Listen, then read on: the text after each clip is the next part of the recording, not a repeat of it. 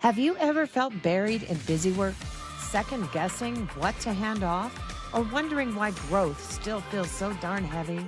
Then this podcast is for you.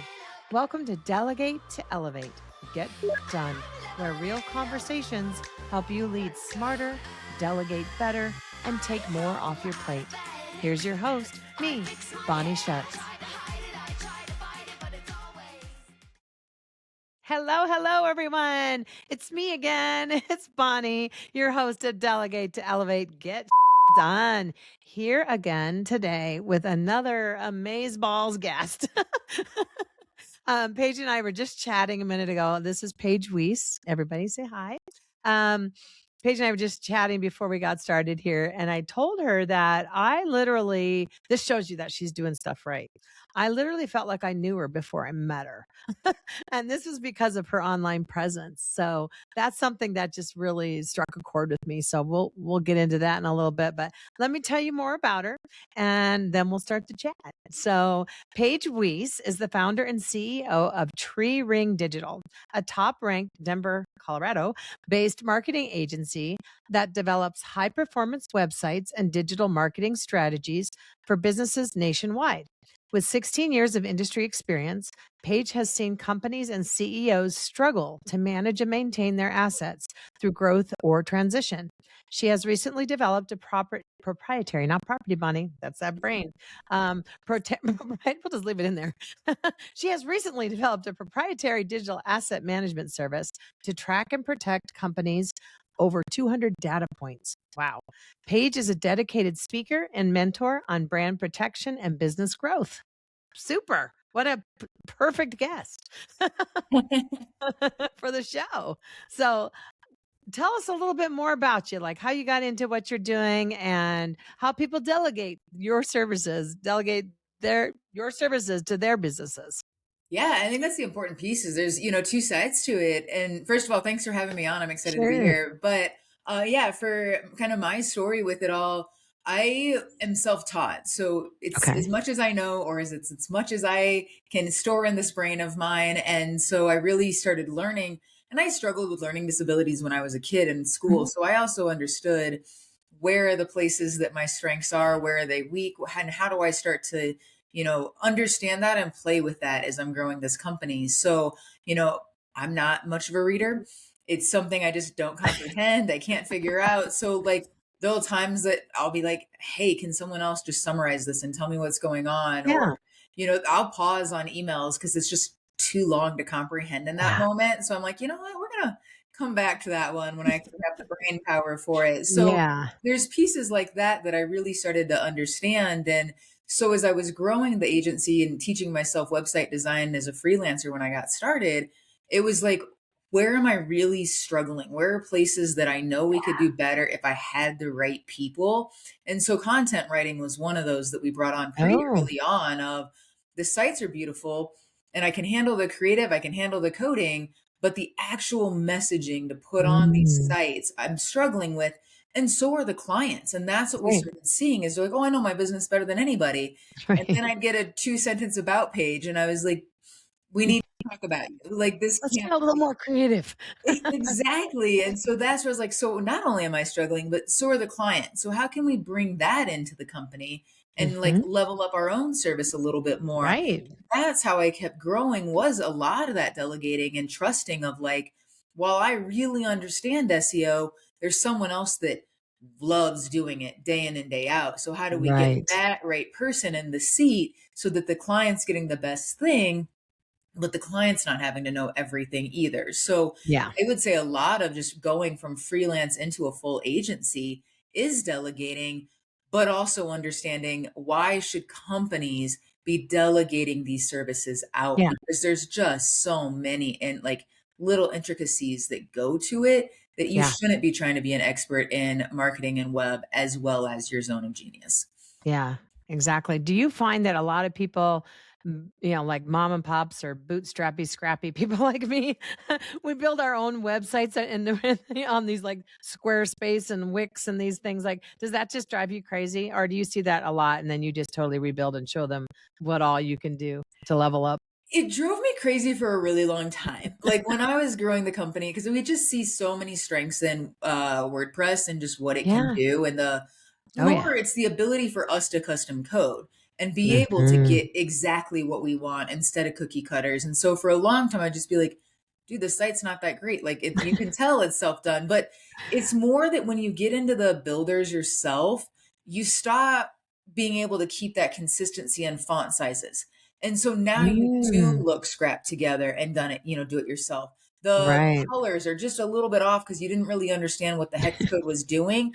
So one Right. time you do one red, another time you do a different red. Next thing you know, you've got all these reds. And 50 Shades of Red. Yes. yeah, for me, I'm like, wait a minute. It's obvious that you took shortcuts. It's obvious that you did this yourself. And that's more what like pulls the nerve for me I than bet. necessarily them doing it themselves. And Sure. so now I've kind of come to it's where you're at, it's where you're starting, and that's all that matters right now. So if Mhm. that's what you can afford, at least you realize you needed a website. At Right. least you realized you needed something a little bit more for your marketing efforts. So I've backed off on being so strict about it, but I do also understand, where hiring that out can definitely start to make a difference. Oh, absolutely. I have seen the scrappy websites and the beautiful, beautiful ones that can be created by companies like yours. So, I a lot of times I like to ask my guests. So, when you went from a freelancer to an entrepreneur agency, what was the first thing you delegated or outsourced in your business? I think first was admin work. I just Okay. knew I was the bottleneck. If I could get back to an email a little bit faster, if I could get the Yeah. data at least into the system and knew, but we were talking about some of it a little bit before the show is Hmm. also I have epilepsy, so my memory is a disaster. And So is so mine. plus the other part of just moving too fast as we talked about is a business owner. And so I realized it's not that we're losing the work, I'm forgetting to follow up on approval. And Right. so I realized if we can get the admin in to just keep these things moving and top of mind for me, then we can really grow this company. But if it's me trying to remember that I had a phone call with someone that, earlier in the day and what the takeaways were, it wasn't really happening. And so we were more losing out on Yeah. opportunities by not putting that in place first. So that Hmm. was definitely one of the first things we hired out was the admin. And then from there, content, graphic design, All right. and then Copywriters or yeah. yeah, Okay. exactly.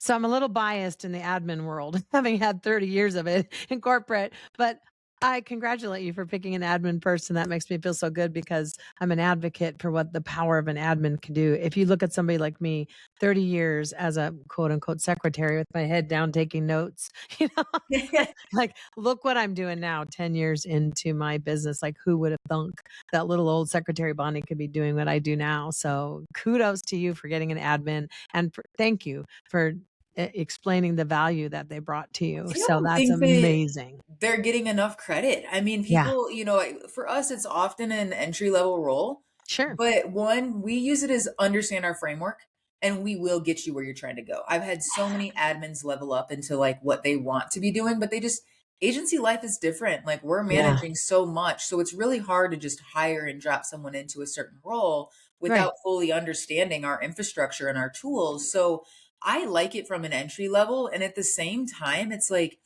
it really is like the lifeline of, like what's going on here, what's going on there, did Yeah. this get done, is this happening? And so I don't think that they get enough credit. And when we do Oh, hire that role, I always am like, it's one of my favorites. Like you get to work mine too. alongside and learn so much about the company from me. And at Yeah, the same time, you're supporting the whole team in other ways that we couldn't do without. right. And so, I really do try to stress like it is a good role. And I really, really, think that it's an important piece to the company. Super valuable. Yeah, Mhm. yeah. And I mean, there were so many different titles like back in corporate for admin support, admin assistant, executive assistant, chief of staff. But if you think about it and apply it to your entrepreneurial life, you could give them whatever title you want, but it's like who you have and what strengths they have that deems and determines where they level up to in your business potentially, or if they're supporting multiple people where they level up in their own business. So that's awesome. I mean, who knows? They could go into marketing, they can go into SEO. I mean, Any because direction they want to. And that's yeah, kind of what I like is they usually come saying, I want marketing and I want to be in that space, but they don't yeah, know where and what that means. And so it's a yeah. really good way to like, well, let's throw everything at you. Let's throw some marketing reports. Let's throw some client I love questions. that. Let's throw invoicing, and Yeah. now you start to see how these pieces come together and you start to decide, do I like the creative? Do I like the, analytical side of this all? I've Right. had marketing people move into project management because they wanted that level, Absolutely. not the like nitty gritty little details of marketing, Yeah. but I want to help the client on a larger level. And so that's Yeah. where we start to really adapt those roles as well for what I they're really like that you do that because Yeah. that is so cool. Because sometimes they don't know what they want. No. So start them at an entry level admin type role where they're just kind of being your assistant, maybe not strategic assistant or a high end assistant, but seeing and getting into the interworkings of the business behind the scenes and reading your SOPs and looking at your workflows and all that goes into it. And then something might spark their mind and go, wow, I really like that. Squirrel, like, hey, Paige, can I do this instead? You're like, let me get another admin again so that I can move you into Right, right.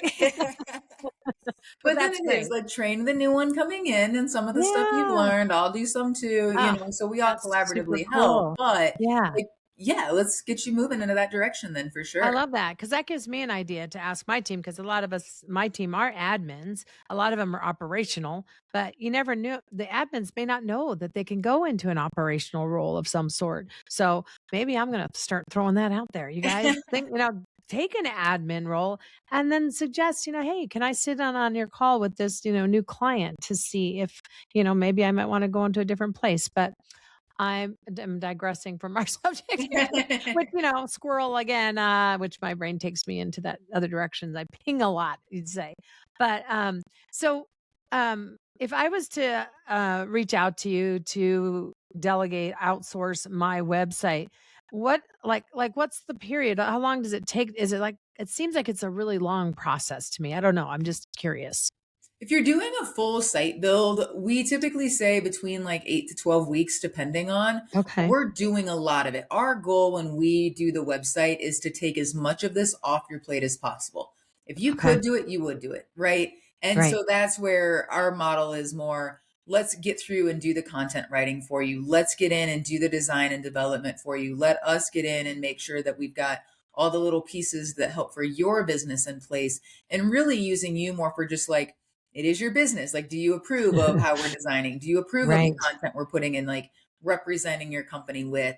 But we don't want you sitting there trying to be like, well, we're going to drag this here. We need that to go here. That's my team's responsibility, right? Yeah. So that's where it can take a little bit longer, is just Sure. because we're doing so much of that on your behalf. And Then then you've got these indecisive clients like, "Oh, I don't really like that there. Can you move that to the 3rd exactly. page under this tab?" And oh my goodness, I can only imagine. So God bless you for all that you put up with. My husband dabbled in a little bit of website development in the past, and he was knocking his head against the wall. There's And so all many the little things people pieces, request. Yeah. Wow. Well, we've done it for so long that now Yeah. we've got that process down to go, You've this been is there, how this has to answered go. every This is question. where this Yeah, is going to go. encountered every type of personality imagined. Um, that's fantastic because and something else comes to mind that I've run into with the organization that I belong to for Second Act Women, and a lot of these women are pivoting out of corporate roles into entrepreneurship and really trying to decide where they're going to spend their money and what to outsource and what to keep themselves. And as you and I know, you can't do everything. I mean, you can, but you shouldn't be. That's not the best use of your time if you're the leader of the company. So, how do you get people to get out of their heads about investing in a website? One, and how important is it to have a website? I know that you're a little biased, kind of like me, being it's important to have an admin, but if I know. I'm like, everyone needs one. right, Absolutely. because Yeah, I've seen people say I don't need a website. I'm like, I think you do. I think we were kind of hitting on something earlier of everything's changing. And so Mm, while, yes, it might have been like, I don't need one. I'm so referral based. right now I've got more calls coming from clients going, what I used to do isn't working anymore. That's why I need you. Mm. And so it's like we're seeing like even SEO that used to work isn't working quite the same Right. as it used to. Our analytic reports are very different than they have been in the years past. And so I think now is the reason that it's more critical is even if it's not that they're finding you through your website, Right. it's that they're finding you through these other sources, but they still need to go verify that like source of truth, if Yes. you will. And Yeah. that's what the website's going to do. But that's why I'm more biased about it needs to really represent the brand. If it looks Yes. kind of hashed together in different ways, that's what people are going to see from your company. So while they might have found you through a referral, through SEO, through chat, whatever that Yeah. looks like, they still need to go verify. And if Mm-hmm. they get to the site and it looks like you haven't touched it in 10 years, they're going to go, what else haven't you touched in 10 The years? bottom says copyright 1999.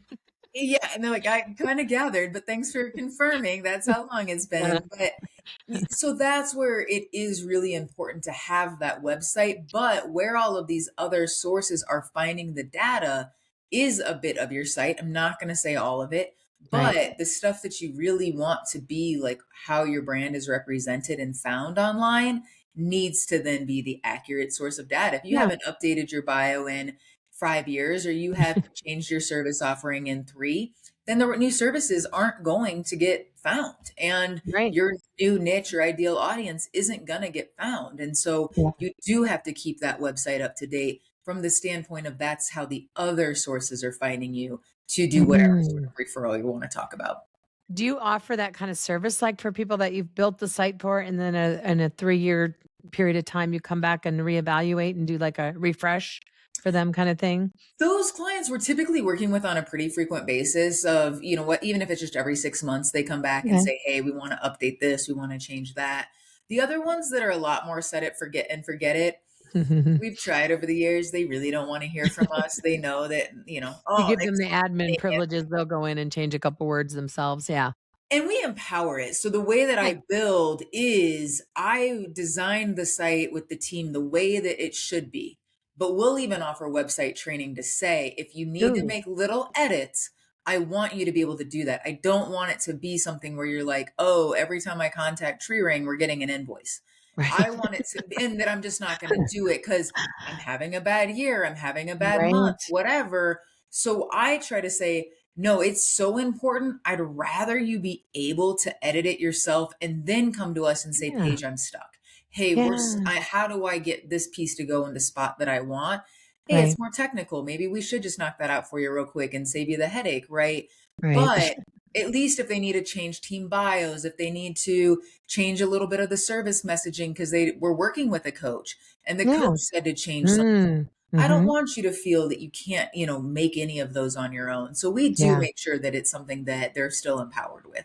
Oh my gosh, that's so great. Oh, like epiphanies that I'm having right now. Like, okay, Bonnie, time to invest, time to invest. Let's pay off the consultant that I paid to do this podcast first. There's always fees, You right? never There's know. always something. And how do we remove that ball and chain that you Oh, feel, hey, I've got what I need. And now I can keep making those edits until it makes sense for an overhaul. oh, yeah. Did you in your business life that you can recall ever have like a block? Like, I just cannot outsource that. Do you ever have control issues of anything? Or are you just like, I'm a pro at this. I got the bodybuilding muscles for delegation. I don't know. You You pretty good at know, it, or do you ever have a like, I just can't. I better do this myself.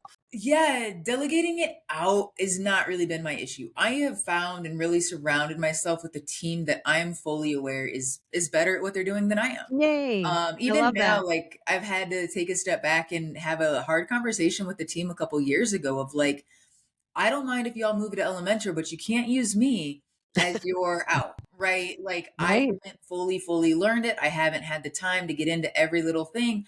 But that was a huge delegation point too of I'm no longer the lifeline. If you don't know what you're Mhm. doing, like, how do we have the team that can support you? But it Yeah. was also freeing to go, I shouldn't be editing sites anymore. I shouldn't be building Right. sites. I have a team that is not where my team is or my time is best spent. Yeah. And so that was a little scary of they're saying it's where we need to go and to stay current, but I don't know it. Like, Yeah.